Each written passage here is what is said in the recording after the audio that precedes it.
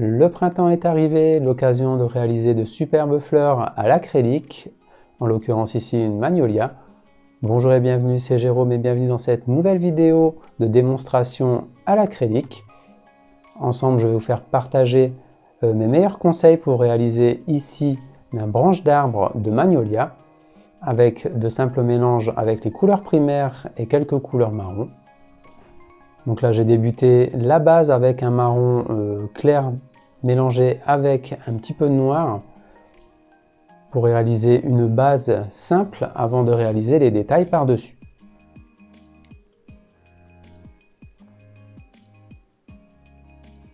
Donc là, j'ai choisi de peindre ce tableau sur une feuille entoilée. J'aurais pu choisir un châssis en toile aussi. Donc là, j'ai préféré faire cet exercice sur une feuille type entoilée. Donc ce tableau fait partie des cours de la formation acrylique. Donc si tu souhaites apprendre l'acrylique, j'ai créé une formation sur ce médium. Donc le lien est en barre de description si cela t'intéresse d'apprendre pas à pas les différentes manières de peindre à l'acrylique et ceci facilement pour réaliser tes œuvres et être autonome par la suite. Donc là je commence à jouer avec les ombrages en rajoutant un peu plus de couleur foncée. Ici j'ai utilisé du noir. J'aurais pu faire un mélange avec du bleu, du rouge pour obtenir une couleur bien plus foncée. Donc là j'ai choisi de prendre un petit peu de noir pour donner un petit peu plus d'effet sombre et d'ombrage à ma branche. Donc le noir n'est pas obligatoire en acrylique et en peinture, hein. On peut en mettre ou ne pas en mettre. Donc là c'est un choix. Donc là j'ai choisi de mettre un petit peu de noir pour ce tableau.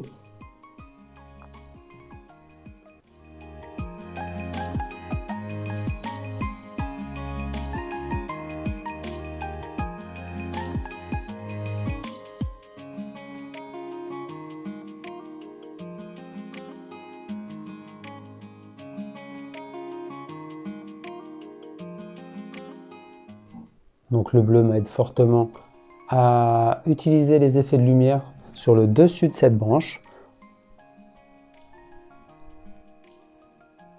Donc là je commence tout doucement à séparer les ombres de la lumière pour obtenir un volume à notre branche d'arbre.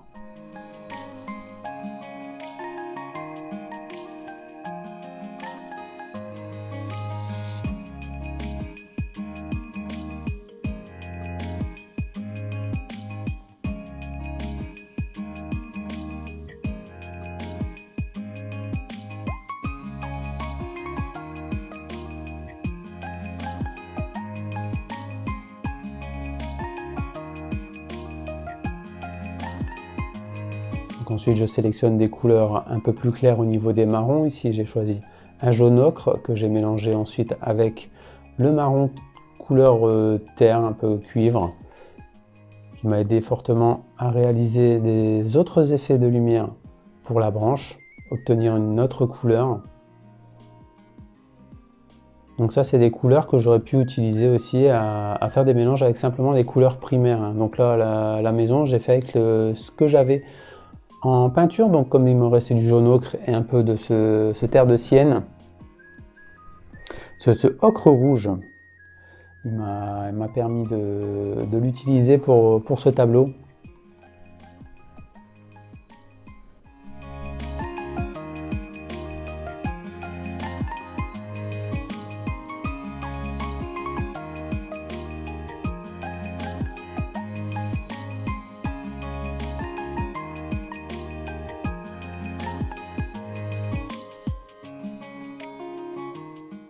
Là, je commence tout doucement à éclaircir mes couleurs pour atteindre des tons beaucoup plus lumineux.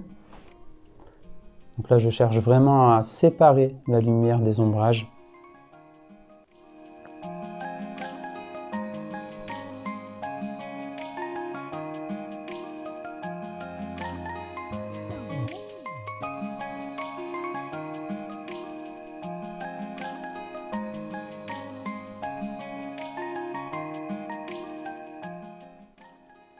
Donc là, il suffit simplement de doser ces couleurs entre les marrons, les jaunes ocre, le blanc.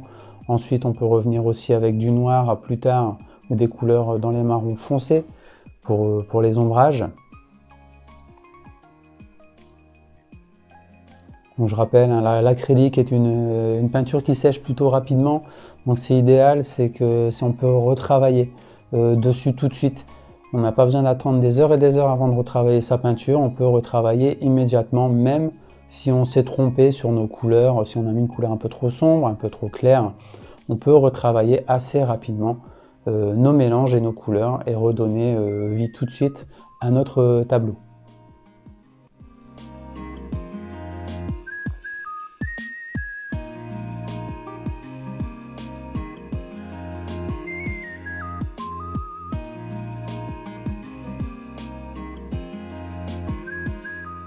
Donc les mélanges se font assez facilement et c'est assez plaisant de peindre avec ce médium.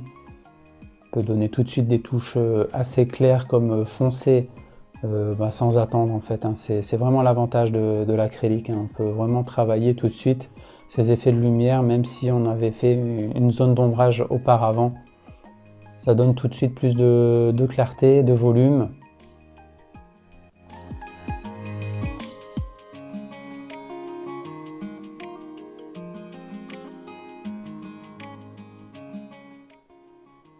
Donc toujours le petit souci du détail avec les petits éléments sur la branche.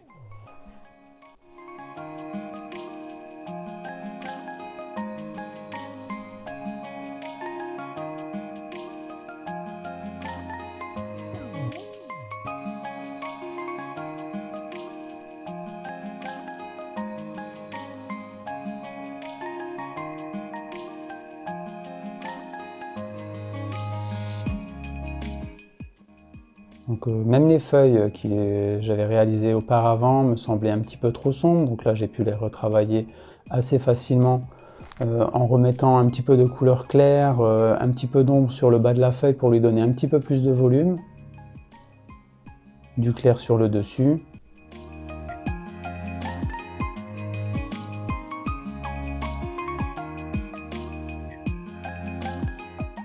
Donc les derniers détails sur ce tableau, donc j'essaie de ne rien rater au niveau des lumières et des ombrages.